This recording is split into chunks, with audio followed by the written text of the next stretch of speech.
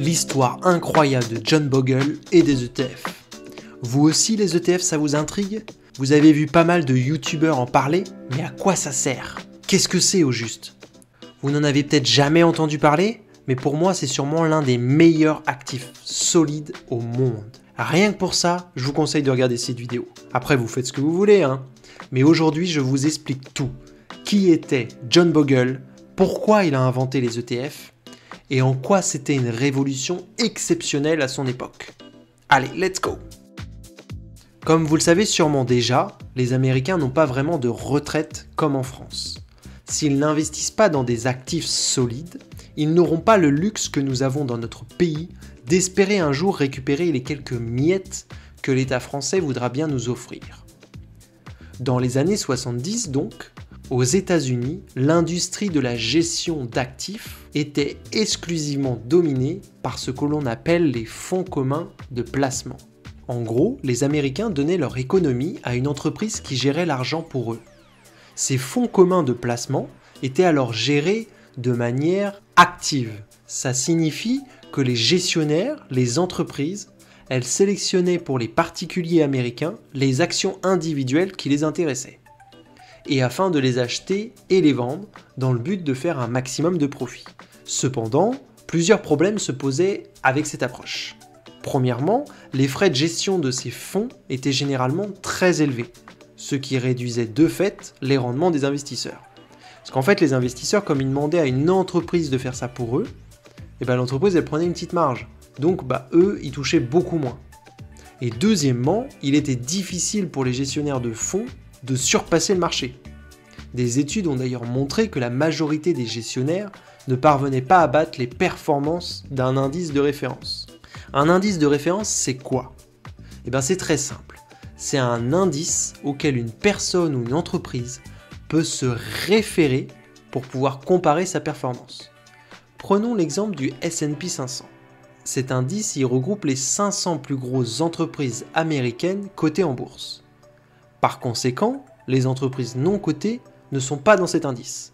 Vous prenez les 500 qui sont en bourse américaine les plus grosses et elles se retrouvent là-dedans.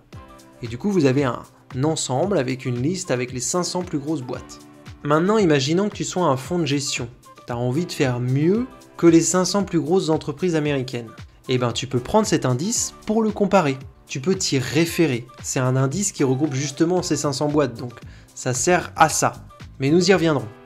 Les différents problèmes que les fonds communs de placement avaient dans les années 70 ont conduit ensuite certains investisseurs et des chercheurs en finance à remettre en question l'efficacité de ces fonds communs de placement et à chercher aussi d'autres alternatives.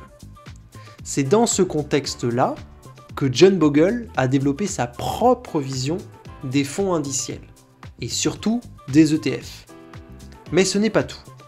Le contexte économique et financier dans les années 70 était marqué également par la crise pétrolière, une inflation très élevée, comme celle que nous vivons aujourd'hui d'ailleurs, et des récessions économiques. Ce sont alors des facteurs qui ont accru l'intérêt des investisseurs pour rechercher d'autres stratégies plus passives et moins risquées qui pourraient être des alternatives à ces fonds communs de placement.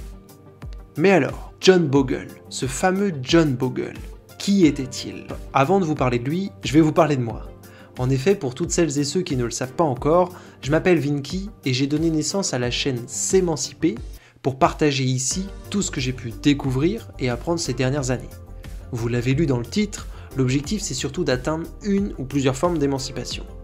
Pour moi, ça passe, et avant tout, par la constitution de sa propre retraite, mais aussi l'autonomie alimentaire et une réflexion sur la question du transport, du travail et des énergies. Comme ce type de contenu est entièrement gratuit et le restera, si cela vous plaît, je vous invite à en parler autour de vous et à partager le lien de cette chaîne. Mais reprenons. Qui était ce fameux John Bogle? John Bogle, de son nom complet John Clifton Bogle, était un homme d'affaires américain et pionnier dans le domaine de la gestion d'actifs. Il est né le 8 mai 1929 à Montclair, dans le New Jersey, et est décédé le 16 janvier 2019 à Bryn Mawr, en Pennsylvanie. Bogle est surtout connu pour avoir fondé The Vanguard Group, l'une des plus grosses sociétés de gestion d'actifs au monde, rien que ça. et juste derrière BlackRock, dont nous aurons sûrement l'occasion d'en parler dans une prochaine vidéo. John Bogle est considéré comme le père des fonds indiciels et a toujours été un fervent défenseur de l'investissement passif, ce que je défends également. Bogle a grandi dans une famille modeste et a développé un intérêt précoce pour les marchés financiers. Il a étudié à la Blair Academy et puis a obtenu un diplôme de l'université de Princeton en 1951. Après avoir terminé ses études, il a été recruté par la firme d'investissement Wellington Management Company. En 1967, et à l'âge de 38 ans, Bogle est devenu le président de la Wellington Management Company. Cependant, en 1974, il a été renvoyé de cette position après avoir tenté une fusion avortée avec une autre société. Cet événement a été un tournant dans la vie de John Bogle, car il a utilisé cette opportunité pour créer quelque chose de nouveau et d'innovant. En 1975, Bogle fonde donc The Vanguard Group, une société de gestion d'actifs qui allait révolutionner l'industrie financière mondiale. Son objectif était de créer une société qui plaçait les intérêts des investisseurs avant ceux des fonds communs de placement. Et là, vous commencez à vous dire que ça fait du sens. John Bogle a ensuite lancé le Vanguard 500 Index Fund la même année, qui était le premier fonds indiciel à suivre l'indice du S&P 500 dont je vous parlais tout à l'heure, le fameux indice sur les 500 plus importantes entreprises américaines. Et comment ça marche? Déjà, il faut le savoir, mais beaucoup d'ETF sont des trackers indiciels. Par conséquent, leur mission est de répliquer de façon très fidèle l'évolution de leur indice de référence. Donc, la liste des 500 boîtes, quand John Bogle crée son ETF, l'objectif de l'ETF c'est d'être le miroir de cette liste. Pour cette vidéo, j'ai pas forcément pris le temps de les comparer, mais très souvent la différence entre l'ETF d'un côté et l'indice, elle est extrêmement minime. C'est vraiment un miroir de ce que représente l'indice. C'est souvent même invisible. Si la réplication elle est bonne, ce qui est le cas généralement, vous avez vraiment l'équivalent. Mais revenons à John Bogle. Celui-ci croyait fermement en l'efficience des marchés. C'est quoi? C'est le fait que la valeur d'un actif finira toujours par retrouver son prix réel. Il y a beaucoup de spéculation en bourse. Mais lui, il est persuadé que le prix réel de ce que ça vaut, à un moment, une fois la spéculation terminée, ça reprendra ce prix. Il soutenait alors que la plupart des gestionnaires de fonds ne pouvaient pas battre le marché toute l'année. Il a donc développé une approche de gestion des actifs dite passive et qui consistait à reproduire les performances d'un indice plutôt que de chercher à les surpasser. Et là, c'est une révolution totale. Je ne sais pas si vous comprenez. Avant, l'idée, c'était de se baser sur cet indice et de faire beaucoup mieux, toujours en achetant de nouvelles actions qui permettent de faire mieux que l'indice. Lui, il a juste décidé de copier l'indice et de faire l'équivalent de l'indice. Parce qu'il s'est rendu compte qu'en essayant de faire mieux, la plupart du temps, 90% du temps, personne ne faisait mieux et ils étaient même en négatif. Et ça, c'est quelque chose que je peux confirmer, parce que peut-être je suis pas un expert, mais je fais les deux. Je fais du stock picking d'un côté, où je sélectionne moi-même mes propres entreprises, et je fais des ETF de l'autre côté. Mon ETF, il est quasiment tout le temps, je dirais au moins 80 ou 90% du temps, il est supérieur aux actions que j'achète. Parce que c'est extrêmement compliqué de battre le marché. Mais si vous avez le marché, si vous avez acheté toute la botte de foin, pourquoi chercher l'aiguille? L'approche de John Bogle a donc, même si celle-ci au final elle est assez simpliste, parce que n'importe qui aurait pu l'inventer sur le moment, ça a été révolutionnaire. Et ça a suscité à la fois de l'enthousiasme de la part des investisseurs qui ont enfin trouvé une alternative aux fonds communs de placement, mais aussi, bien entendu, une résistance de l'autre côté dans l'industrie de la gestion d'actifs. Parce que là, il vient tout péter le game en fait. Cependant, et au fil du temps, malgré tout, les idées de John Bogle ont commencé à gagner en popularité. Et les fonds indiciels ont connu une croissance mais exponentielle. Bogle était également connu pour son plaidoyer en faveur des investisseurs individuels. Il a écrit de très nombreux livres, dont le célèbre Common Sense on Mutual Fund, dans lequel il a expliqué ses idées et sa philosophie d'investissement. Tout au long de sa carrière, John Bogle a été reconnu pour son intégrité et sa détermination pour la défense des intérêts des investisseurs. Pour cela, il a reçu notamment de nombreux honneurs et distinctions pour son travail et son impact dans l'industrie de la gestion d'actifs. Comprenez bien qu'aux États-Unis, comme les réalités ne sont pas les mêmes qu'en France, un John Bogle c'est quasiment un socialiste. Ce qu'il a fait, c'est permettre à tous de pouvoir constituer sa propre retraite de manière passive, sans prendre de risques, et en s'assurant que ton capital il soit toujours là, au moment où tu demandes ta retraite. Alors qu'avant, les gens, ils achetaient tout et n'importe quoi sans avoir forcément de référence. Sauf s'ils prenaient le temps de se former, mais là, à nouveau, souvent, les formations, il faut les payer. John Bogle, en mourant, il a laissé un héritage durable dans le monde de la finance et a contribué à rendre l'investissement plus accessible, plus transparent et plus abordable pour tous les investisseurs du monde entier. C'est juste exceptionnel ce que ce type a fait. Mais concrètement, alors, c'est quoi un ETF, hein? Qu'est-ce que c'est? Qu'est-ce que John Bogle a réellement créé? Stop! J'ai vu que vous étiez plus de 80% à regarder cette vidéo et ne pas être abonné à S'émanciper. Ici, je publie une nouvelle vidéo à 10 h un dimanche sur 2. Donc si vous souhaitez apprendre toujours plus sur les investissements et les finances, cliquez ici, abonnez-vous, ça me semble assez simple, non? Rappelez-vous, dans les années 70, aux États-Unis, la gestion d'actifs était dominée par les fonds communs de placement.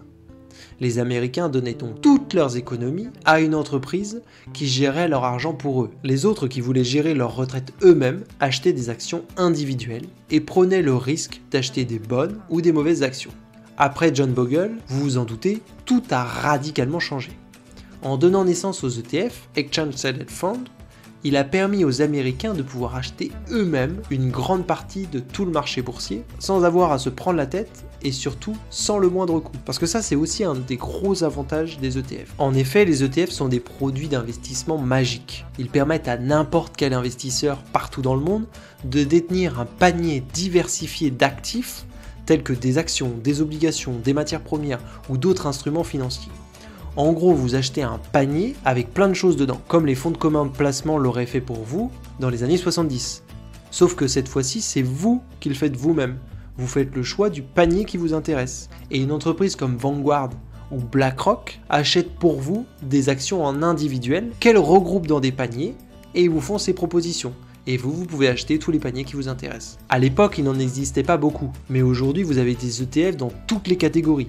Vous pouvez acheter les 500 plus grosses entreprises américaines dont je vous parlais tout à l'heure, les 40 plus importantes en France, les plus importantes d'Europe, d'Allemagne, etc. Il existe même un ETF monde avec à l'intérieur toutes les entreprises du monde entier. Et ce qui est très bien, c'est qu'une fois qu'une entreprise n'est plus dans le top, elle est enlevée directement par Vanguard, BlackRock ou l'émetteur de l'ETF que vous avez acheté.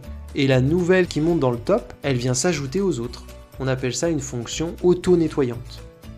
Si vous n'avez pas compris, je vous le réexplique. Par exemple, vous avez les 500 plus grosses entreprises dans votre ETF. Et je sais pas moi, Microsoft, c'est une connerie, hein, mais admettons que Microsoft soit la 500e de la liste. Parce qu'ils sont établis par capitalisation et Microsoft, elle coule. Ou elle fait de moins bons chiffres d'affaires. Techniquement, si on prend toute la liste des entreprises américaines, elle est passée 501. Et du coup, elle est retirée automatiquement de l'ETF. Et c'est celle qui a pris sa place, qui est aujourd'hui la 500e, qui vient dans l'ETF. Et ça, vous n'avez rien à faire. C'est l'émetteur de l'ETF qui le fait. Vanguard, BlackRock, Amundi ou autre. En gros, qu'est-ce que ça veut dire? Ça veut dire que si vous achetez aujourd'hui un ETF 440 qui regroupe les 40 plus grosses entreprises françaises, dans 20 ans, vous aurez toujours les 40 plus grosses entreprises françaises, si vous n'avez pas vendu, même si ces 40 entreprises ne sont pas les mêmes que quand vous les avez achetées avant. Et donc, en effet, les ETF combinent à la fois les caractéristiques des fonds communs de placement, mais aussi des actions individuelles. Déjà, avec la structure, parce qu'un ETF, comme je vous le disais, c'est une société d'investissement qui émet des actions à l'intérieur d'un panier et qu'elle vous propose à l'achat. Ce panier représente la propriété de tout ce qui est à l'intérieur. Ça veut dire que vous devenez propriétaire de toutes les boîtes qui se trouvent dans votre ETF. Même si c'est des fractions et c'est que des petits pourcentages. Vous êtes quand même propriétaire d'un pourcentage de ces petites boîtes. En deux, ce qui est intéressant aussi, c'est la réplication. Parce que l'objectif principal d'un ETF, c'est de refléter le rendement de son sous-jacent, un indice. Ce que je vous expliquais tout à l'heure. Et comme l'ETF, il représente cet indice, si l'indice monte de 1% par exemple, l'ETF va aussi augmenter de 1%. En 3, ce qui est aussi très bénéfique des ETF, c'est la liquidité. Les ETF, ils sont négociés en bourse, ce qui signifie que les investisseurs peuvent acheter et vendre des actions d'ETF tout au long de la journée, pendant les heures de marché, et de la même manière qu'ils achètent et vendent des actions ordinaires. Ce qui en fait un actif extrêmement liquide, comparément par exemple à l'immobilier. J'ai fait une vidéo juste avant celle-ci où je comparais la bourse et l'immobilier. Et bah là, la liquidité, c'est bingo, hein. L'immobilier, il faut au moins 3 mois pour pouvoir vendre votre bien. Là, 2 clics, c'est fait. Dès que les marchés sont ouverts, vous pouvez acheter et vendre vos ETF comme n'importe quelle autre action. En 4, les frais. C'est l'un des plus gros avantages des ETF. En effet, les ETF ont des frais de gestion souvent annuels, exprimés en pourcentage. Je m'explique. Vous allez souvent voir en bas de l'ETF marqué frais 0,05 ou 0,5% de frais. C'est quasiment rien.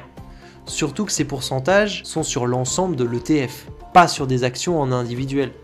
Si vous faites de la gestion pilotée ou si vous achetez une assurance vie par exemple, en achetant les mêmes ETF dans ces véhicules différents, vous allez voir tous les ans vous allez vous taper entre 2 et 2,5% voire 3% de frais tous les ans. Et donc pour un ETF, 0,5 c'est quasiment rien. En dessous de 1% c'est pratiquement rien. Et nous l'avons vu, tout ça c'est né grâce à John Bogle. Parce que John Bogle c'était un fervent défenseur des investisseurs individuels. Mais pourquoi faut-il avoir sur les ETF une vision très long terme malgré tout ? Tout simplement parce qu'il s'agit de produits boursiers. Je n'aurai de cesse de vous le répéter, mais si vous n'avez pas le projet d'investir au moins 5 ans en bourse, oubliez juste la bourse, c'est tout. C'est un projet long terme. Comme un appart, comme une maison. Vous n'allez pas acheter pour revendre demain. De toute façon, si vous investissez pas sur le long terme, c'est l'échec assuré. Les marchés, ils sont victimes de périodes d'euphorie, suivies de périodes de pratiquement dépression, où les gens sont là, tout à s'est pété la gueule et tout. Où ça monte à fond, où ça descend à fond, et avec des variations énormes comme ça. C'est pour ça que le marché, il évolue en dents de scie, et qu'on parle de spéculation. Car à court terme, à vraiment 1, 2, 3 jours, la bourse elle est volatile et les chances de perdre de l'argent sont extrêmement grandes. Mais ça c'est sur du court terme. À long terme par contre, l'économie elle continuera de grandir. Les entreprises elles continueront de se développer.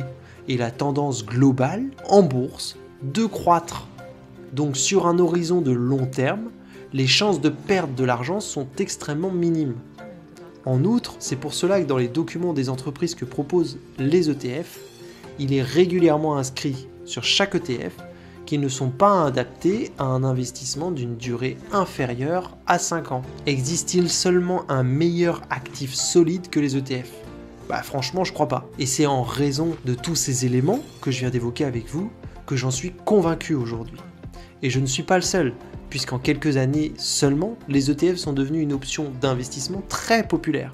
Et moi je pense même qu'à l'avenir, ce sera peut-être plus de 50% du marché qui sera géré exclusivement par des ETF. Cela te donne à réfléchir, n'est-ce pas ?